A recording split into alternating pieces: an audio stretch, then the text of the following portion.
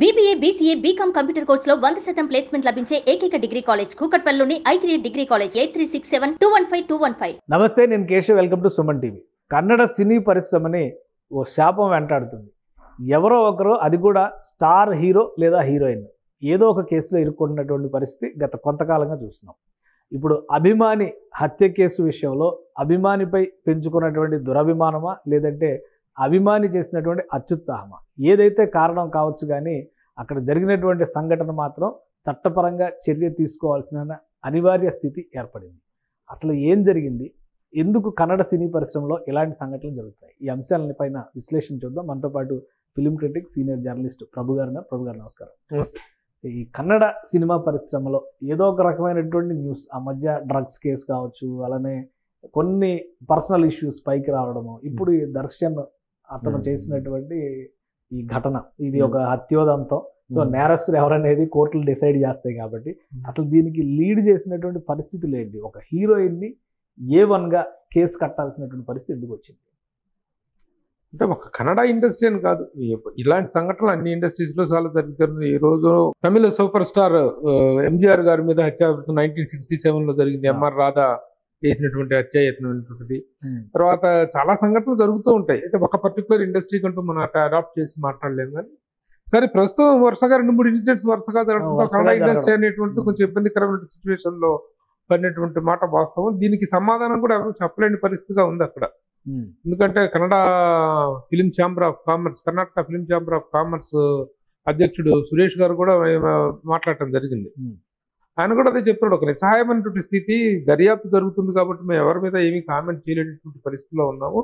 డెఫినెట్గా ఇలాంటి సంఘటనలు అనేటువంటి ఖచ్చితంగా ఇండస్ట్రీ మీద, ముఖ్య నిర్మాణంలో ఉన్నటువంటి సినిమాల మీద ప్రభావం చూపిస్తుంది. అభిమానులు కూడా అందులు దాటుకున్నటువంటి పరిస్థితి అనేటువంటిది దురదృష్టకరమైన సంఘటనగా చెప్తున్నారు ఎవరు చెప్పినా. అంటే ఇప్పుడు దర్శన్ ఒక పాపులారిటీ ఉన్నటువంటి హీరో, ఆయన కమిట్ అయినటువంటి ప్రాజెక్టులు ఇవన్నీ కూడా డిస్కషన్ వస్తున్నాయి. సో ఇండస్ట్రీ పైన దీని ప్రభావం పడుతుందా? ఇప్పుడు ఆ సినిమాలు ఆగిపోవడం కానీ, ముఖ్యంగా నిర్మాతలు ఇబ్బంది పడేటువంటి సందర్భం కానీ డెఫినెట్ గా ఉంది కదా. ఇప్పుడు అతను ఆల్రెడీ 3 సినిమాలు ఏమో చేస్తున్నాడు. అతను అలాగే కాకుండా తను ప్రొడ్యూసర్ అండ్ డిస్ట్రిబ్యూటర్ కూడా. ఇండస్ట్రీలో ఒక ప్రముఖ వ్యక్తి, ఒక స్టార్ గా, ఒక ప్రొడ్యూసర్ గా, ఒక డిస్ట్రిబ్యూటర్ గా తీగదూపు ప్రొడక్షన్స్ అనేటువంటి వాళ్ళ ప్రొడక్షన్ మీద చేస్తుంటారు. వాళ్ళ ఫాదర్ కూడా, అతని పేరు హేమంత్ కుమార్ అయితే వాళ్ళ తర్వాత దర్శన్ గా మార్చుకోవడం జరిగింది. ప్రొడక్షన్ హౌస్ స్టార్ట్ చేసేసి మంచి సినిమాలు చేశారు. డిస్ట్రిబ్యూటర్ గా మన తెలుగులో హిట్ అయిన ఎన్నో సినిమాలు అక్కడ రీమేక్ చేయడం జరిగింది. ఒక నెంబర్ 1 స్టార్ గా ఎదిగినటువంటి వ్యక్తికి ఈ పరిస్థితి ఎదురు కావటం అనేటువంటి నిజంగా చాలా బ్యాడ్. ఇమోషన్స్ ను కంట్రోల్ చేసుకోలేకపోవటం అనేటువంటిది. ఎందుకంటే ఎన్నెన్నో పాత్రలు, ఆ పాత్రల తాలూకు స్వభావాలను, ఆ పాత్రల తాలూకు భావోద్వేగాల్ని పోషించేటువంటి నటులు ఆ స్థితిలో తన ఇమోషన్స్ కంట్రోల్ చేసుకోవడానికి ఇలాంటి ఒక దుర్భాగ్య స్థితికి పడిపోవటం అనేటువంటి వీళ్ళు ఎలా అభివర్ణించాలో కూడా తెలియనటువంటి పరిస్థితి. అభిమానం అనేటువంటిది హద్దులు దాటిపోయి ఈ దీంట్లో ఇంకా దురదృష్టకరమైన విషయం ఏంటంటే, పాయింట్ ఆఫ్ డిస్కషన్ ఏంటంటే, చంపబడిన వాడి పట్ల సానుభూతి లేదు, చంపిన వాళ్ళ పట్ల సానుభూతి లేదు. చంపబడిన వాడు కూడాను, వాడు రేణుకాస్వామి అనే అతని వ్యక్తి ఈజ్ ప్రొఫెషనల్ అఫెండర్ అంట, హ్యాబిట్యుయేటెడ్ అఫెండర్ గా పోలీసులు అతన్ని గతంలో కూడా 2-3 లేడీస్కి ఇలాంటి అసభ్యకరమైనటువంటి మెసేజ్లు పంపించి వాళ్ళని ఇబ్బంది పెడితే వాళ్ళు పోలీస్ స్టేషన్లో కంప్లైంట్ ఇవ్వటం జరిగింది. ఆ కంప్లైంట్స్ మీద యాక్షన్స్ తీసుకోవటం కూడా జరిగింది. అలాంటి హ్యాబిట్యువల్ వాడు ఇతని అభిమాని కావటం అతని దురదృష్టం, దర్శన్ దురదృష్టం. అది వాడు తన అభిమాని కావటం, ఇతనికి కొంత చిన్న ఇమోషనల్ అండ్ చిన్న క్రిమినల్ బ్యాక్గ్రౌండ్ ఉంది. ఇతనికి ఇమోషనల్ గా 2 సందర్భాల్లో, ముఖ్యంగా భార్యతో విడాకులు అనేటువంటిది విజయలక్ష్మి అనుకుంటాను వైస్ పేరు, ఆవిడతో విడాకుల కేసు అనేటువంటిది ఒకవైపు నడుస్తుంది. ఏదో ఒక వీక్ సందర్భంలో ఈ పవిత్ర గౌడ్ కూతురు బర్త్డేకి ఇతను గెస్ట్ గా అటెండ్ అవ్వటం, ఆ సందర్భంలో ఇద్దరికి పరిచయం ఏర్పడటం, అక్కడ నుంచి ఆ ఫోటోలు వైరల్ అవ్వటం, అప్పటి నుంచి వీళ్ళిద్దరి మధ్య రిలేషన్ కంటిన్యూ అవుతుంది. అసలు ఆల్రెడీ బ్రేకప్ లో ఉన్నారు. ఆవిడ ఇతని మీద పోలీస్ స్టేషన్ లో కేసు పెట్టడం, 14 రోజులు రిమైండ్ కి వెళ్ళాడు ఆల్రెడీ. ఇది భార్యతో విడాకుల కేసులో ఇవన్నీ జరిగినటువంటి అనమాట. ఎందుకంటే అతను హిస్టరీ కూడా ఒకసారి ఏదో హోటల్లో వెయిటర్ ని కొట్టాడని కేసు వచ్చింది. దానికి ఒక ఎమోషనల్ బ్యాలెన్స్ అనేది లేకపోవడమే అసలు అన్ని సమస్యలకి మూల కారణం. అది ఈఎంఐ కూడా ఈ విషయాన్ని అతని ద్వారా ఉంటాడు. తన పవన్ అనే ఒకడు ఉన్నాడు, ఈఎంఐ పిఏ పర్సనల్ ఇది చూసాడు. ఆ పిఏ ద్వారా వీడు అని చెప్పేసి తనే వాటితో చాట్ చేస్తున్నట్టుగా, పవన్ అనే వాటితో చాట్ చేయించేసి తన ఫోన్ నుంచి చేసినట్టుగా చేయించేసి, ఆయన ఫలానా దగ్గర చిత్రదుర్గాలో ఉంటాడు, ఫలానా మెడికల్ స్టోర్లో పనిచేస్తుంటాను, ఆయన సో అని చెప్పి వాడితో మాయ మాటలు చెప్పి నమ్మించి వాడు అడ్రస్ ట్రేస్ చేయడం జరిగింది. ఎప్పుడైతే వాడు అడ్రస్ ట్రేస్ చేయడం జరిగిందో, ట్రేస్ చేసిన వెంటనే దర్శన్కి తను ఈ విషయం చెప్పడం, దర్శన్ అక్కడ చిత్రదుర్గాలో ఉన్నటువంటి తన ఫ్యాన్స్ అధ్యక్షుడికి ఈ విషయం చెప్పేసి వాడిని కిడ్నాప్ చేసి తీసుకురావడం, ఇచ్చి ఒక చిన్న వార్నింగ్ ఇచ్చి గట్టిగా చెప్పి అంతటితో అయిపోయింది. కానీ కొట్టి చంపి చాలా పోలీస్ రికార్డ్స్ చూస్తే, కేసు ఫైల్ అయినటువంటి విధానం చూస్తే కరెంట్ షాక్ ఇచ్చి చేశారని, అతను చివరికి అతని చెవి కూడా కట్ చేశారని, పార్ట్స్ మీద మర్మాంగాల మీద కొట్టారు. ఇది చాలా బిర్యానీ తినిపించారని, బిస్కెట్ అయిన అతనితో బిర్యానీ తినిపించారని, రకరకాలుగా. అంటే సినిమాల్లో చూపించేటువంటి విలన్స్ చేసేటువంటి చిత్రహింసల కార్యక్రమం మొత్తం కూడాను, వైలెన్స్ మొత్తాన్ని కూడా ఇక్కడ హీరోయిన్ చేశారు. అది వెరీ బ్యాడ్ లక్. వెరీ ఏంటి ఎటు టర్న్ తీసుకోవచ్చు ఇక ఈ అంశం, అంటే లీగల్ ప్రొసీజర్ లోకి వెళ్ళేసరికి కొంత సమయం పట్టొచ్చు ఇక దర్శనం. ఎందుకంటే కూడా ఇండస్ట్రీలో కూడా ఇలాంటి మామూలుగా ఏదైనా సంఘటన జరిగినప్పుడు రెండు వైపులా ఆలోచనిస్తావు, రెండు వైపులా చేయటం అనేటువంటి ఒక కోణం అనేది ఉంటుంది.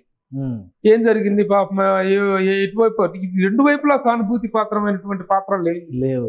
రెండు వైపులా కూడా ఇన్వాల్వ్డ్, ఎవరికి తోచిన కవ్వింపు వాళ్ళు చేశారు, వాడు రేణుకా సోమని వాడి వైపు వాడు చేశాడు, ఇటువైపు వీళ్ళు చేశారు, ఇద్దరు కూడా తప్పులు చేసినట్టు వాళ్ళే. యాక్చువల్ గా ఎక్కడంటే అక్యూజ్డ్ ఒకడు ఒకవైపు ఉంటారు, నిందితులు ఒకవైపు ఉంటారు, ఒకవైపు స్టాండ్ తీసుకోవాల్సిన పరిస్థితి వస్తుంది. కానీ ఇక్కడ కన్నడ ఇండస్ట్రీ కానీ, కన్నడ పరిశ్రమ కానీ, లేకపోతే మీ బట్టి మన బోటాల్లో కూడా మీడియా కూడాను ఒకవైపు స్టాండ్ తీసుకుని మాట్లాడేటువంటి అవకాశం లేనటువంటి ఒక అరుదైన సంఘటనగా దీన్ని మనం చెప్పుకోవచ్చు. సో వాళ్ళ దురదృష్టవంతులు తలరాత అలా ఉందని అనుకోవాలి. అలాగే ఉంది. విమానం అనేటువంటిది ఆ స్థాయికి వెళ్తాయి. అభిమానులు చాలా మంది, నిన్నే మనం మహేష్ బాబు గారి ఒక ఇన్సిడెంట్ మీద అభిమానికి ఏ విధంగా ఆదుకున్నాడు ఒక గొప్ప సంఘటన మనం గురించి మాట్లాడుకున్నాం. అట్లాగే అభిమానులు వాళ్ళు ఎలాంటి సేవా కార్యక్రమాలు చేస్తున్నారు, ఎలాంటి ఇవి అవుతున్నారు. వాడి ఫ్యామిలీలో ఏదో జరిగితే వీడిపోయి వాళ్ళకి అసభ్యకరమైన మెసేజ్లు పెట్టేసి లేనిపోయిన ఇన్వాల్వ్మెంట్, వెరీ రేర్ కేసు. చాలా రేర్. అర్జున్ రెడ్డి సినిమాలో యాంగర్ మేనేజ్మెంట్ గురించి చెప్పినట్టుగా ఇప్పుడు ఎవరు ఎలా కంట్రోల్ చేసుకోవాలి భావోద్వేగాలను చెప్పాల్సినటువంటి పరిస్థితి కనిపిస్తుంది. ఇంకోటి కన్నడ పరిశ్రమకి సంబంధించి ఈ మధ్య కాలంలో జరుగుతున్నటువంటి ఇన్సిడెంట్స్, డ్రగ్స్ వ్యవహారం కానీ ఇవి కానీ ఇవన్నీ కూడా పర్సనల్ ఇష్యూస్ పక్కన పెట్టి చూస్తే ఇలాంటి ఇష్యూస్ ఇండస్ట్రీ పైన ఎఫెక్ట్ చూపిస్తే అసలు ఒక రేంజ్ లో కేజీఎఫ్ లాంటి సినిమాలు వచ్చినప్పుడు అందరూ కూడా తెలుగు ఇండస్ట్రీ వైపు ఎలా అటెన్షన్ చూసారో కన్నడ పరిశ్రమ వైపు కూడా చూశారు.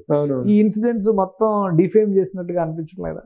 ఎప్పుడు కూడా వ్యక్తిగతంగానే ఉండాలి తప్ప, నాకైతే ఒక ఇన్సిడెంట్ తాలూకు ఇది ప్రభావం మొత్తం ఇండస్ట్రీ మీద చూపించేసింది, ఇండస్ట్రీ మొత్తం దెబ్బతింటది అనేటువంటి దాన్ని నేను ఎప్పుడు నమ్మనండి.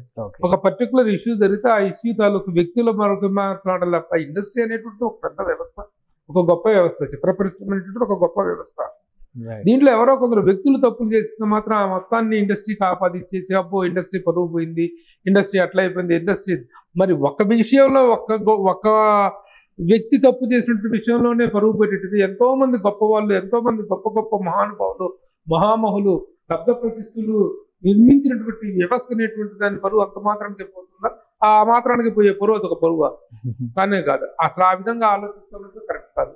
కన్నడ ఇండస్ట్రీ పర్సనల్ ఇష్యూగా, పర్సనల్ అంశాలుగా, పర్సనల్ అంశాలు కానీ మళ్ళీ కేజీఎఫ్, కాంతారా లాంటి పెద్ద హిట్స్. ఎందుకు అప్పటిదాకా శివమ్మ అని ఒక సినిమా, చిన్న సినిమా ఒకటి వచ్చింది, ఇప్పుడు కర్ణాటకలో వేవ్స్ క్రియేట్ చేస్తున్నారు, ఎన్నెన్నో నేషనల్ అవార్డ్స్, ఇంటర్నేషనల్ అవార్డ్స్ కొట్టేసింది. తర్వాత ఈ రోజు మంచి బాక్స్ ఆఫీస్ లో కన్నడ ఇండస్ట్రీ పేరు ప్రఖ్యాతులు నిలబెడుతున్నట్టు ఒక చిన్న సినిమా అది.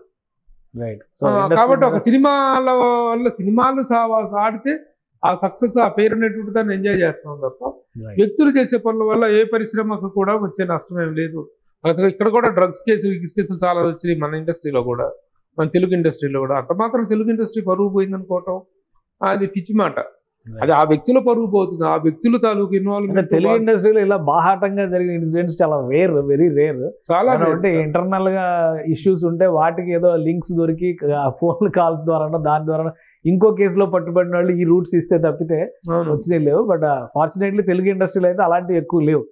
వీళ్ళు సరదా కొద్దీ పబ్బుల వెంట వెళ్ళిన వాళ్ళ వచ్చే సమస్య. ఈ పబ్బు కల్చర్ వచ్చిన తర్వాతనే కొంచెం ఎక్కువ అవుతా ఉన్నాయి.